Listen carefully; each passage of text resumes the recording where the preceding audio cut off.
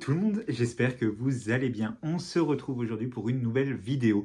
Une vidéo un petit peu particulière, une vidéo qui va changer de d'habitude. On va être sur une vidéo blabla, parce qu'aujourd'hui, j'avais envie qu'on discute un petit peu du vaste sujet des services presse. Je vous laisse avec l'intro et on en rediscute tout de suite.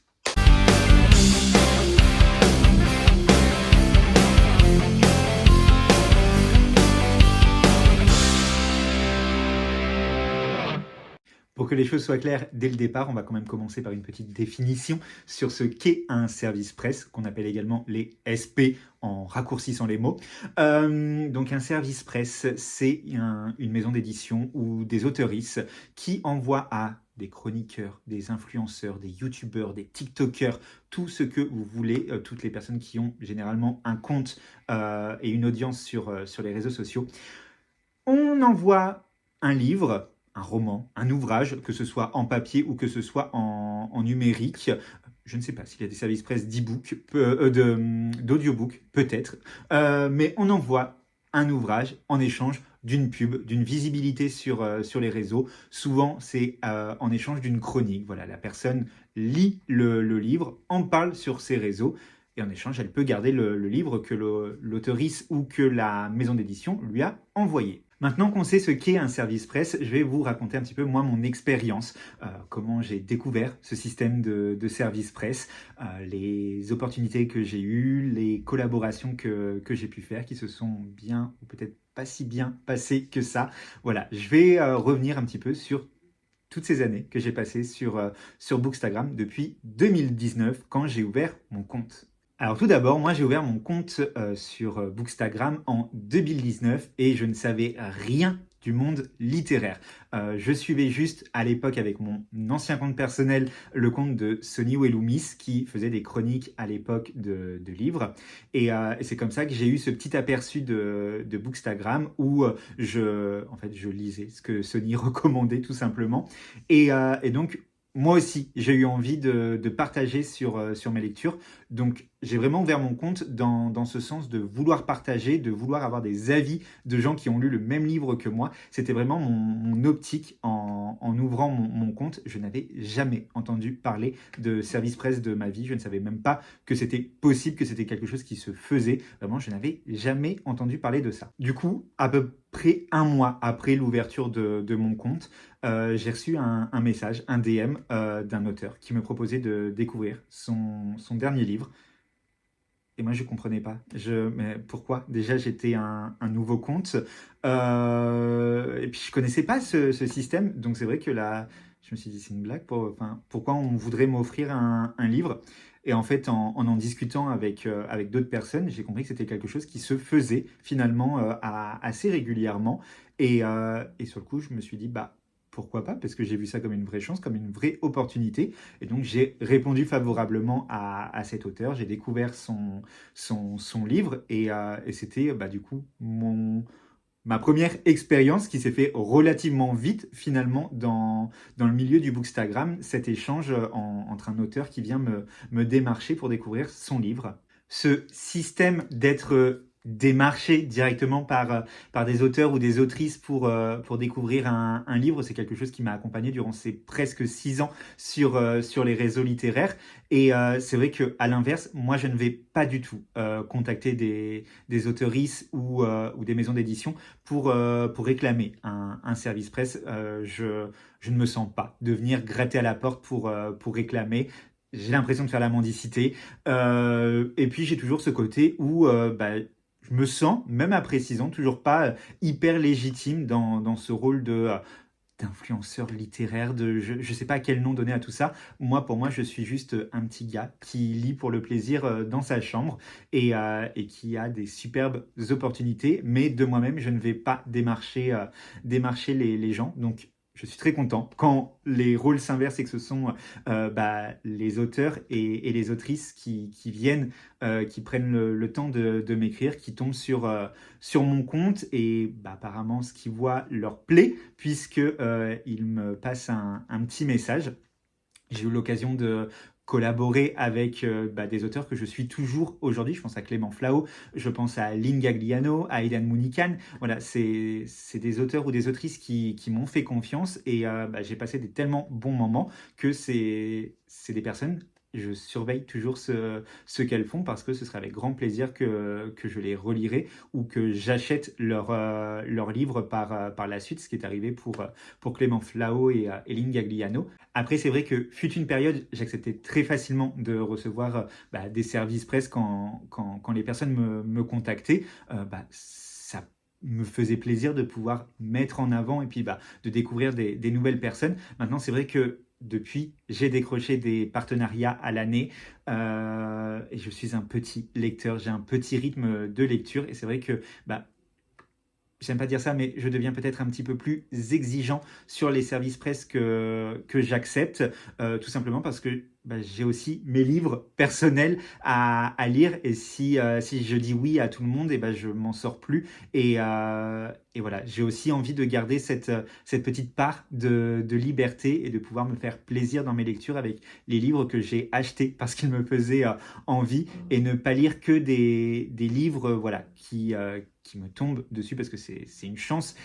C'est vraiment hyper gratifiant quand on me propose de lire un livre, mais malheureusement, je ne peux pas dire oui à tout le monde. Une chose pour laquelle aussi je dois refuser malheureusement des services presse, c'est parce qu'on me propose des e-books à recevoir et je ne lis absolument pas en numérique. Je pense qu'il n'y a qu'à regarder mon compte. On voit que je ne parle jamais de romans en numérique. Voilà, je ne lis qu'en papier. Et je suis bien conscient que ça a un coût énorme quand des auteurs ou des autrices envoient leurs livres, surtout quand c'est de l'auto-édition, à des personnes, envoient leurs livres physiques le livre, entre les coûts d'envoi. Voilà, je sais que c'est une somme énorme et souvent, je le dis, malheureusement, je ne lis qu'en papier. Mais je comprends que ce soit pas possible parce que je sais l'argent qu'il y a derrière tout ça. Et c'est pas grave. À la même période, 2019-2020 à peu près, j'ai été contacté par un auteur pour chroniquer son dernier livre, mais il voulait qu'on passe par une plateforme que je ne connaissais pas pour un petit peu encadrer ce partenariat. Et donc ça va être le premier tips que je vais vous donner pour des services presse. On a fait cette collaboration via le site Simplement Pro, que je ne connaissais absolument pas avant que cet auteur m'en parle. On est ici sur une plateforme qui met en lien des auteurices et des maisons d'édition qui cherchent à trouver des chroniqueurs ou des chroniqueuses pour recevoir le livre, pour mettre en collaboration en fait. Donc c'est vraiment une plateforme qui est dédiée à ça et qui encadre. Donc dessus, vous retrouvez tous les genres, vous retrouvez du livre numérique comme du livre papier. Et donc moi j'ai fait cette collaboration dessus. Et ensuite, j'ai été farfouiller un petit peu le catalogue. Dessus, vous trouvez du coup les auteurices ou les maisons d'édition qui proposent des livres à la lecture. Et vous avez toujours un petit brief, donc déjà avec le résumé, avec ce que raconte l'histoire, mais aussi les attentes des personnes qui envoient le livre. Donc ça peut être de mettre des avis sur Amazon ou sur vos réseaux sociaux, ou les deux. Généralement, ça tournera toujours autour de mettre un avis quelque part. Et donc du coup, le délai attendu, voilà, vous avez plein de petites informations et vous pouvez postuler. Et c'est l'auteurice ou la maison d'édition qui vous répond en disant on accepte ce partenariat, je vous envoie le livre. Et voilà, c'est tout simple, en fait, c'est juste un échange. Il y a principalement de l'auto-édition sur ce site, mais pas que. C'est vrai que moi, j'ai dû faire 6 ou 7 partenariats ponctuels comme ça avec des personnes rencontrées sur Simplement Pro. Ça m'a permis aussi de découvrir des plumes. Linda Dales, que j'ai relu plusieurs fois par la suite.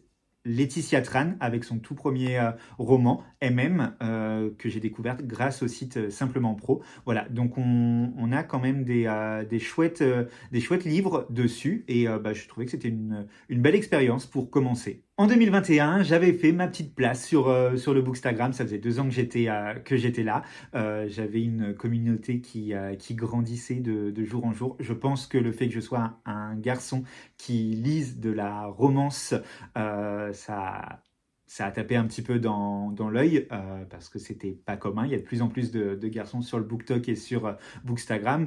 Au moment où moi je me suis lancé, il n'y en avait pas plus que ça. Et donc, fin 2020, début 2021, il y a eu ce qu'on appelle les appels au partenariat. Généralement, ça a lieu à chaque fois en fin d'année. C'est toujours le cas, ça marche toujours comme ça. La plupart des maisons d'édition font ce qu'elles appellent un appel à partenaires. C'est-à-dire qu'une fois par an, elles ouvrent leur partenariat. Donc n'importe qui peut tenter sa chance en répondant, généralement c'est un Google Doc, on vous pose plein de questions. Et surtout, il y a une petite case avec pourquoi vous voulez devenir partenaire de la maison d'édition.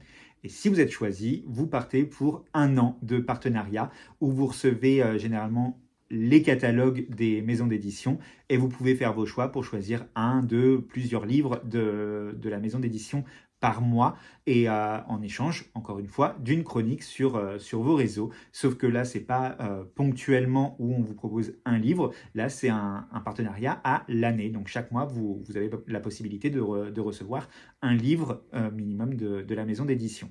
Et donc, moi, je me suis senti en confiance. Et donc, fin 2020, j'ai tenté plusieurs partenariats spécialisés dans la romance. Je sais que j'avais tenté Hugo Roman. Je m'y croyais. Hein. C'était pour moi, j'ai dit bon allez, qui ne tente rien n'a rien. Et j'avais postulé à Hugo Roman. Ça a été un non. Hein. On se le dit tout de suite. J'avais tenté les éditions addictives. Ça a été un non aussi. Et j'avais tenté une maison d'édition un petit peu plus petite qui était spécialisée en romance, mais qui proposait aussi du thriller, de la SFFF, je crois qu'il y avait même du développement personnel au catalogue. Mais voilà, je ne la connaissais pas, enfin je n'avais jamais lu de livre de cette maison d'édition, mais j'avais vu passer plusieurs titres qui me tapaient bien dans l'œil, notamment de la romance MM, qui était également au catalogue. Et donc j'avais tenté, j'avais dit, je vous ai dit, j'étais en mode carpe diem, je tente, et puis advienne ce que pourra. Et, avec évidence, j'ai été accepté. Donc c'était mon premier partenariat à l'année.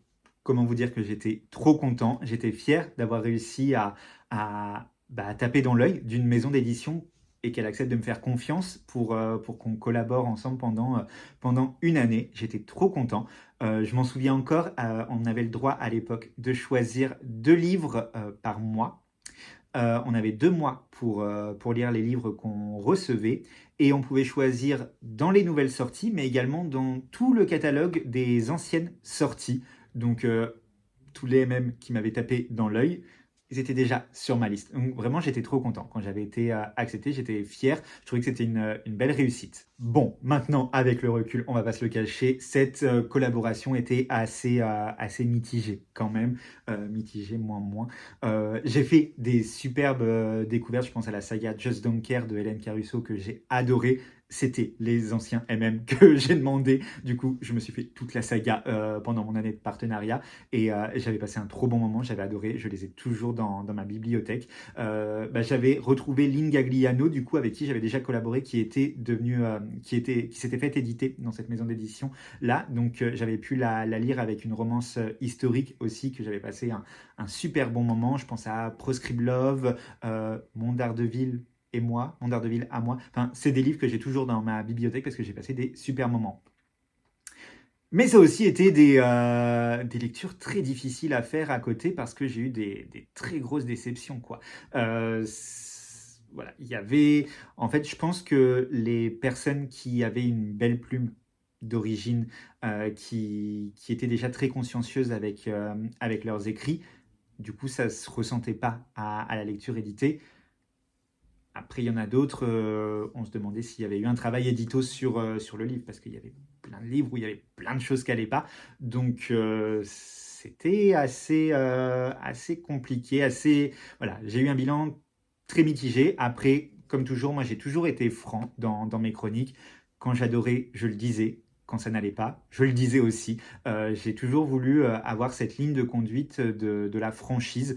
Je m'en serais vraiment voulu de dire que un livre était super, était top, et en fait que les gens achètent un livre évidence que j'avais pas du tout aimé et que la personne dépense 16 euros pour découvrir un produit pas abouti, mal corrigé.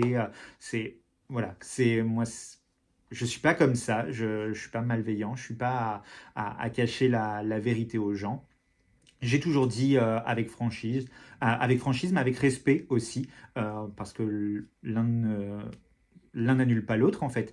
Mais j'ai toujours dit ce que je pensais. Et une fois que cette année de partenariat s'est terminée, d'une toute façon, je ne comptais pas reprolonger mon année pour une seconde année parce que j'étais pas venu là pour souffrir.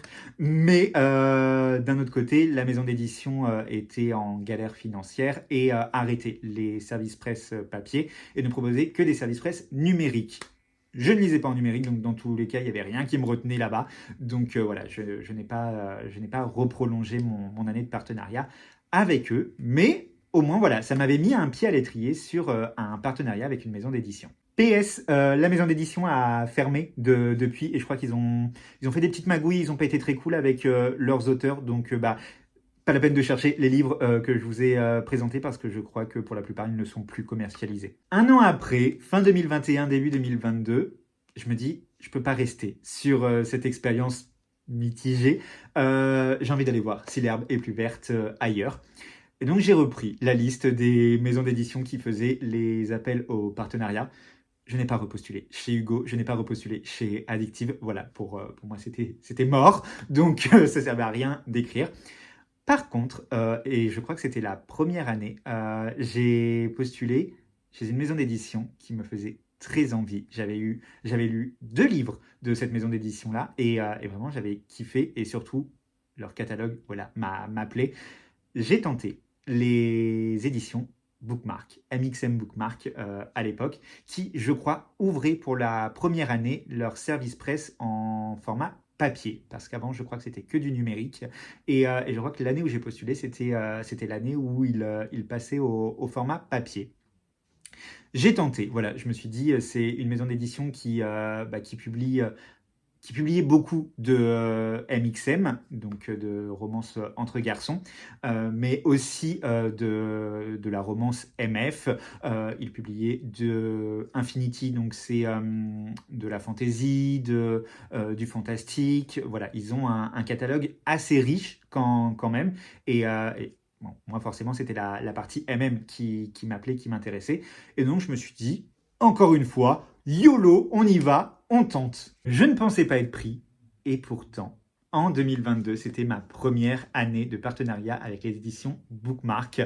Un partenariat qui dure toujours, puisque là, je suis dans ma 4e année avec eux. Et c'est le partenariat qui, je crois, me tient le plus à cœur, parce que je fais de superbes découvertes avec cette maison d'édition. Je m'éclate dans mes lectures, il y a vraiment du choix. Et l'équipe qui s'occupe des partenaires est vraiment top. Enfin, je le dis souvent, mais Bookmark, c'est ma maison d'édition de cœur. Et vraiment, c'est une fierté pour moi d'être partenaire avec cette maison d'édition. Dans le catalogue Bookmark, en plus, j'ai eu la chance de retrouver des livres de personnes que je connaissais déjà. Je pense au premier livre de Sonny Welumis qui a été publié chez Bookmark. Je pense à des ouvrages de Valentine Stergan. Et j'ai découvert de nouvelles plumes aussi, que maintenant j'adore. Je pense à Juliette Maratti, dont j'achète quasiment tous les livres. Je pense à Séverine Balavoine, que j'ai découverte comme ça. Je pense à Lily Haim. J'ai fait vraiment plein de belles découvertes d'autrices francophones ou même anglaises, américaines, des traductions. Vraiment, je me suis épanoui dans les lectures que j'ai découvertes et vraiment des plumes qui sont devenues des plumes pépites, des plumes chouchou. Maintenant, je vais vous donner mon deuxième tips pour les services presse. Je cherchais à l'époque, j'avais ma pile à lire qui commençait à s'agrandir. Et donc, voilà, je cherchais une bibliothèque, un genre de bibliothèque en ligne. Je ne savais pas trop si ça se faisait. Et j'étais tombé sur le site Babelio. Babelio est un site où vous pouvez enregistrer vos lectures, poster vos chroniques, vos avis, vous pouvez noter vos livres lus. C'est un peu un réseau social littéraire, tout simplement. Et la particularité que j'ai découverte un petit peu plus tard de Babelio, c'est qu'une fois par mois, ils organisent ce qu'ils appellent la masse critique. La masse critique Babelio, qu'est-ce que c'est? Pour les personnes qui sont enregistrées, je crois que pour participer à la masse critique, il faut avoir un compte Babelio et avoir posté au moins une chronique sur le site. Babelio ouvre une page où vous pouvez remporter un livre à lire en un mois en échange d'une chronique. Vous avez chaque mois une thématique différente. Je crois que ça peut être Young Adult Jeunesse, vous avez tout ce qui est thriller, vous avez tout ce qui est imaginaire. Voilà, vous avez la non-fiction aussi. D'ailleurs, aujourd'hui, c'est le jour de la non-fiction au moment où je tourne cette vidéo. Vous avez en fait tout un panel de thèmes. Et par exemple, aujourd'hui, c'est la non-fiction au moment où je vous parle sur Babelio, et vous avez une liste de plus de 100 ouvrages de non-fiction, des autobiographies, des témoignages, des livres de développement personnel, voilà, vous avez tout un choix. Et en fait, vous pouvez cocher tous les livres qui vous intéressent, vous envoyez à Babelio, et généralement, quelques jours après, vous recevez une réponse, et Babelio peut choisir de vous... je crois que c'est un tirage au sort, et Babelio, du coup, peut vous envoyer un mail en disant félicitations, vous remportez tel livre, un des livres que vous aviez coché. Alors, comme à chaque fois, il y a beaucoup de demandes, donc vous pouvez ne pas être gagnant à tous les coups. C'est pas grave, ça n'empêche pas de rejouer le mois suivant s'il y a des livres qui vous plaisent.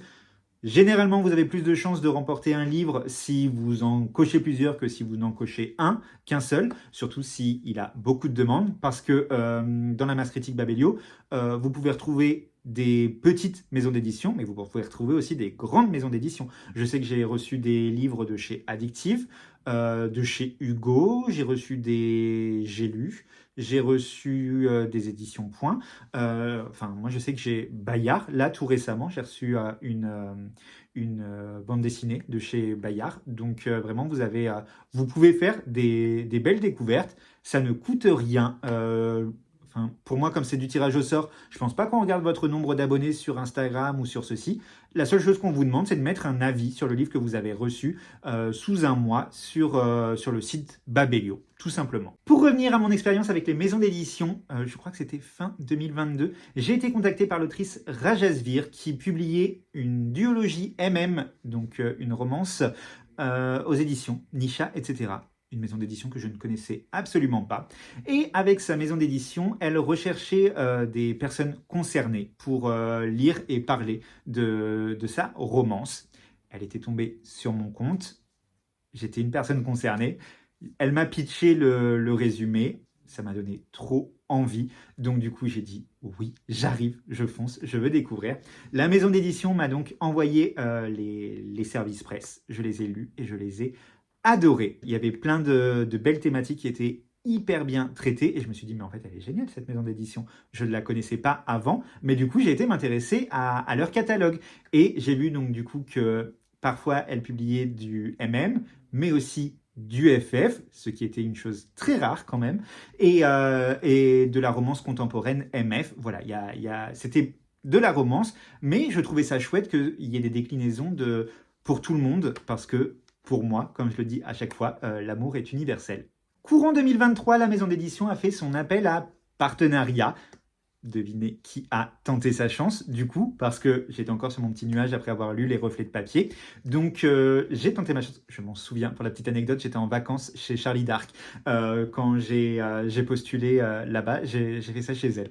Donc, Charlie m'a porté la chance, puisque j'ai reçu quelques temps après un mail pour me dire que j'étais accepté. Avec cette maison d'édition, j'ai pu faire de superbes découvertes. Encore une fois, je pense par exemple à la duologie Warriors. J'ai lu un roman de Gillette Marati que je connaissais déjà par rapport aux éditions Bookmark et que j'ai pu retrouver ici chez Nisha.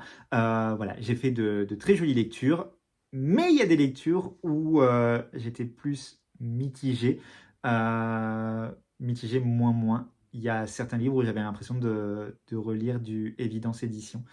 Et voilà, ça ne l'a pas toujours fait. Je me suis autorisé ce que je me refusais avant, c'est-à-dire d'abandonner des services presse. C'est vrai qu'avant, pour moi, j'avais pris un engagement, on m'avait envoyé un livre, donc je voulais aller jusqu'au bout pour en parler. Et puis finalement, je me suis dit, si c'est pour moi me forcer à aller au bout, parce qu'il y a certains livres, vraiment, ça devenait une torture d'aller au bout.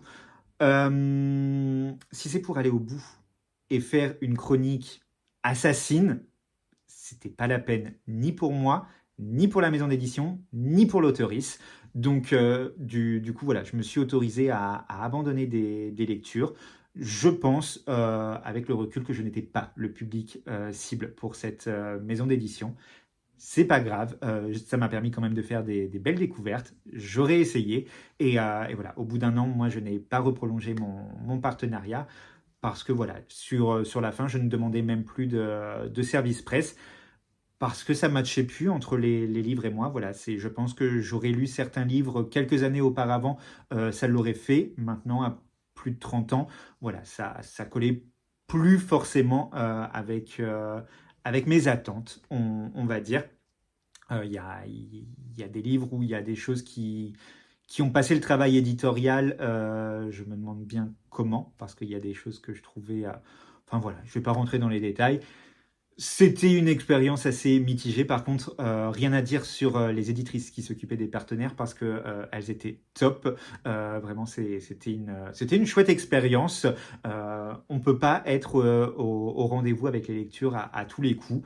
Et là, ça ne l'a pas fait. Ça m'empêche pas de regarder toujours ce que fait la maison d'édition. Vous le savez, je le répète assez souvent, mais j'ai une maison d'édition manga préférée. Ce sont les éditions Akata. J'adore ce qu'ils font. J'adore à chaque fois les ouvrages inclusifs qu'ils proposent, la bienveillance qui entoure autant les textes que la maison d'édition en elle-même.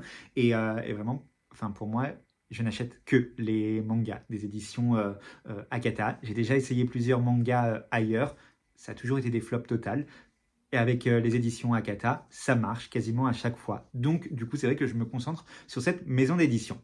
C'était pour vous donner le contexte. L'année dernière, j'ai reçu un message sur Instagram des éditions Young Novel. Donc, Young Novel, ça appartient au groupe Akata et c'est le label où ce sont des romans engagés. Et j'ai reçu un message pour me proposer un service presse ponctuel sur un titre qu'il sortait. Et j'ai lu le résumé. On était sur de la romance MM, avec une ambiance célébrité, groupe à la One Direction. J'ai dit oui. J'ai dit oui pour le recevoir, j'ai dit oui pour le chroniquer. Et donc l'année dernière, dans la foulée, j'ai rejoint le club des partenaires de la maison d'édition Young Novel, ce qui fait que je reçois chacune de leurs sorties directement à la maison. Donc c'est une superbe opportunité à laquelle je ne m'attendais absolument pas. Et il y a un petit bonus qui accompagne cela, c'est-à-dire que je reçois parfois des colis surprises, des colis mystères auxquels je ne m'attendais pas. Et je reçois des mangas des éditions Akata, puisque, encore une fois, Young Novel est un label des éditions Akata. Et je suis trop content, parce qu'encore une fois, recevoir des services presse, des colis avec sa maison d'édition de manga préférée, bah, moi je suis aux anges, je crache pas dessus, je dis pas non, et ça me permet de faire des superbes découvertes. J'ai reçu un comptable à la cour que j'ai adoré, j'ai reçu Hirano et Kagiura que j'ai adoré, j'ai reçu des Yuri, enfin voilà, je fais plein de belles découvertes grâce à ce partenariat qui j'espère durera encore longtemps parce que vraiment je suis aux anges. Les éditions Young Novel, il y a vraiment de l'engagement, il y a vraiment de la représentation. On part sur plein de thématiques. Voilà, c'est des ouvrages, ils publient des ouvrages qui n'ont pas peur de prendre la parole et c'est ce que j'aime avec leur collection. Et voilà, c'est vraiment une maison d'édition qui me tient à cœur. Vous avez donc tous les ans, je vous disais, les partenariats avec les maisons d'édition, mais vous avez aussi des partenariats à l'année avec des auteurs. Donc ça peut être des auteurs auto-édités qui voilà, vous envoient toutes leurs nouveautés. Alors généralement quand c'est auto-édité, c'est souvent en numérique, mais certains envoient également en papier. Et c'est quelque chose qui m'a jamais vraiment attiré. Voilà, je n'avais jamais postulé. Encore une fois, moi, dans ma quête de découverte, où c'est vrai que c'est très rare que je lise plusieurs fois un même auteur ou une même autrice dans l'année. Et c'est vrai que dans cette démarche où j'étais de découverte, j'ai jamais postulé avec un auteur ou une autrice bien particulier. Mais j'ai découvert Rohan Lockhart.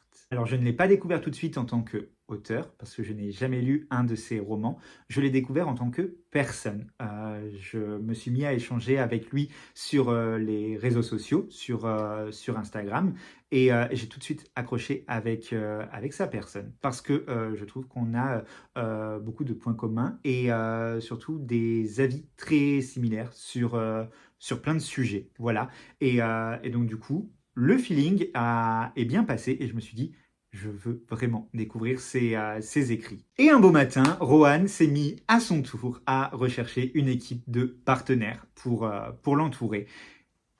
Et bah, du coup, j'ai tenté ma chance et j'ai été sélectionné pour le rejoindre. Alors, encore une fois, il y a ce côté où ça me gênait parce que je ne lis pas en numérique. Encore une fois, je sais l'argent que ça représente d'envoyer des livres en papier. Et Rohan a accepté que je reçoive les livres en format papier. Donc, je trouve que c'est une marque de confiance énorme. En plus, les livres papier de Rohan, si vous ne les connaissez pas, c'est quelque chose parce que c'est vraiment des petits canons de beauté.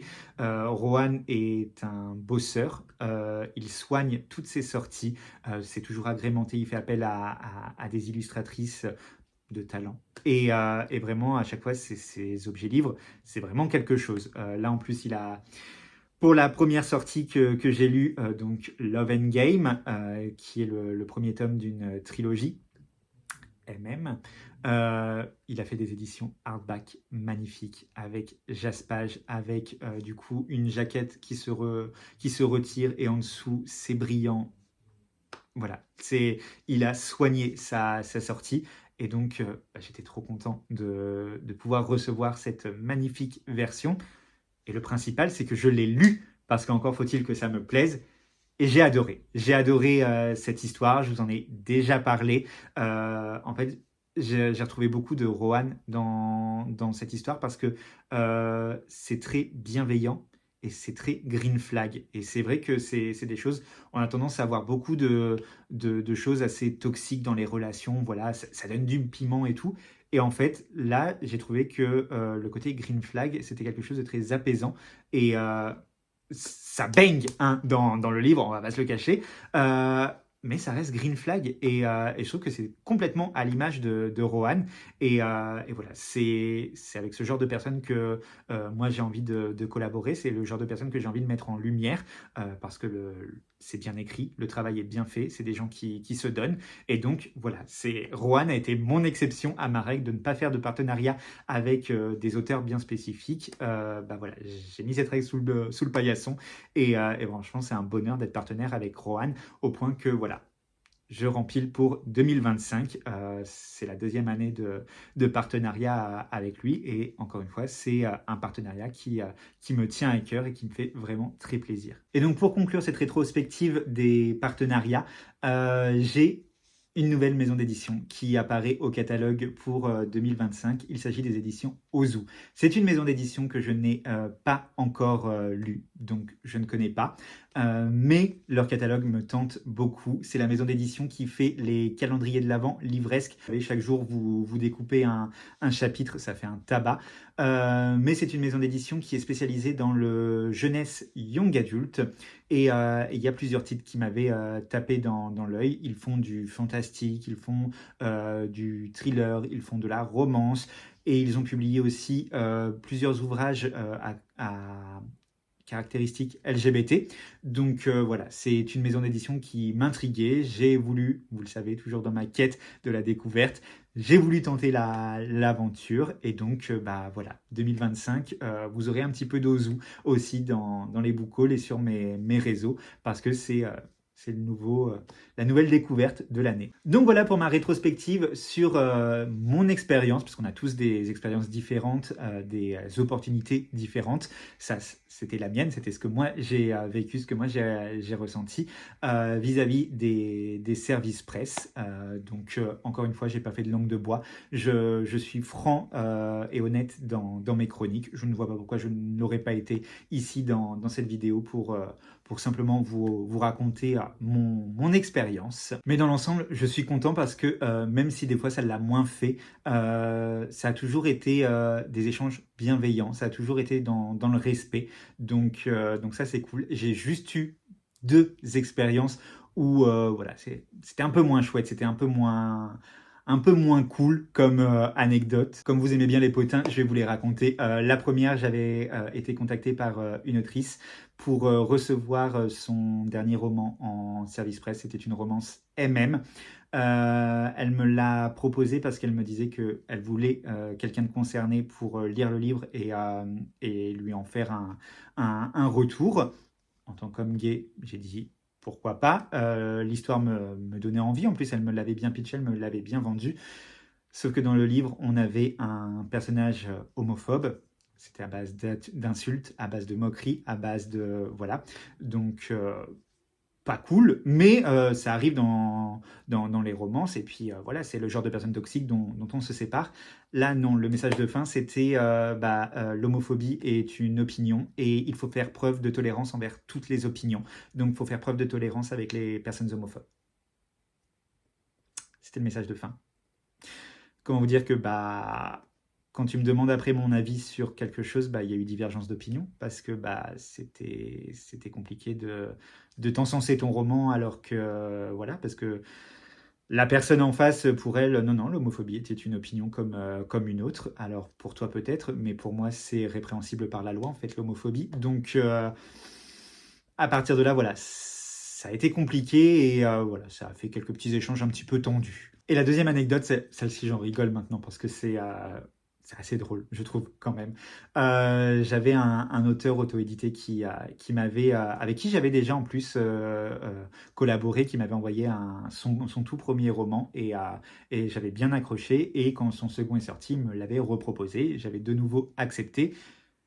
Et j'avais pas accroché. J'avais pas accroché. Je trouvais que c'était des thématiques fortes qui étaient vraiment qui étaient envoyées plus vite que son ombre et c'était pas approfondi et surtout on était sur une correction assez bancale avec des tournures de phrases qui n'étaient pas très françaises et donc du coup voilà, j'avais fait une chronique assez mitigée, moins, on va dire. Et tout en restant, encore une fois, en gardant mon respect, parce que je sais qu'il y a un auteur qui a bossé derrière. Et voilà, donc je voulais tromper personne, j'ai dit ce que j'avais à dire, mais en mettant les formes. Mais voilà, ma chronique était négative. Et j'ai vu des photos, que cet auteur me citait sur un stand en salon du livre. Il y avait Ils en parlent et il y avait donc Exceptional Diaries et en fait c'était pas mes mots qui m'étaient attribués, c'était des phrases qui encensaient le roman, mais c'était pas moi. Je n'avais jamais dit ces phrases sur ce roman, mais il y avait mon petit pseudo qui apparemment disait ça. Donc à moins que j'ai une jumelle maléfique qui a le même pseudo que moi sur ailleurs, non. Du coup, donc ça ne l'a pas fait. Après, cette petite pancarte a sauté au salon suivant. Mais voilà, maintenant j'en rigole, quoi. C'était un petit peu culotté. Mais donc voilà, si ça peut vous donner des pistes, si vous commencez sur les réseaux littéraires, ou si même ça fait quelque temps que vous êtes là et puis vous n'arrivez pas à avoir d'opportunités, vous avez quelques idées dans cette vidéo, simplement pro. Vous pouvez aller jeter un coup d'œil. Peut-être qu'il y a des choses qui vous plairont. J'en ai pas parlé parce que je ne lis pas en numérique, mais vous avez la possibilité d'avoir des services presse grâce à NetGalley. Donc je ne sais pas trop comment ça marche parce que je me suis jamais vraiment intéressé, mais je sais que j'ai des copines qui passent pas mal par cette plateforme. La masse critique, Babelio, une fois par mois. Encore une fois, vous avez juste à créer un compte et à poster au moins une chronique dessus. Ça mange pas de pain et ça peut vous offrir de belles opportunités. Sur les réseaux sociaux, vous avez aussi des auteuristes qui lancent des appels ponctuels à partenariat, généralement au moment de la sortie d'un de leurs nouveaux romans. Ils recherchent des chroniqueurs ou des chroniqueuses pour en parler. Donc, suivre les auteurs ou les autrices qu'on aime bien sur les réseaux et puis être à l'affût, tout simplement. Après, si vous faites du contenu soigné, que vous êtes régulier et que vous avez quand même quelques petites personnes qui vous suivent, vous pouvez directement contacter une maison d'édition pour demander un service presse exceptionnel sur un titre qui vous a tapé dans l'œil. Moi, je ne le fais pas, encore une fois, mais ça m'est propre, mais je sais qu'il y a des personnes autour de moi qui le font, et puis parfois, ça marche.